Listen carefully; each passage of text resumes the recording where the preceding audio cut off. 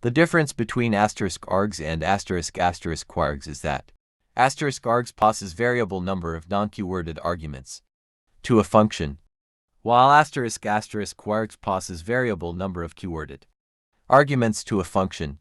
This is a Python function named greet, which accepts any number of keyword arguments, which is indicated by the double ***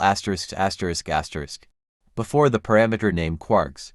You can use any name for the **kwargs parameter, but kwargs is a common convention. The function will loop through the kwargs dictionary and print out the key value pairs.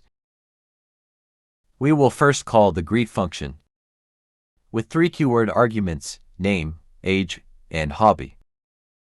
As you can see, the greet function has printed out the values of the keyword arguments we passed in. The name is Hamza, age is 25, and hobby is reading. Now, we will call the greet function with 2 different keyword arguments, city and country. As expected, the output: the city is Multan and the country is Pakistan. Finally, let's call the greet function without any keyword arguments. As we can see, nothing has been printed out this time. Thank you for watching. Don't forget to like and subscribe for more videos like this.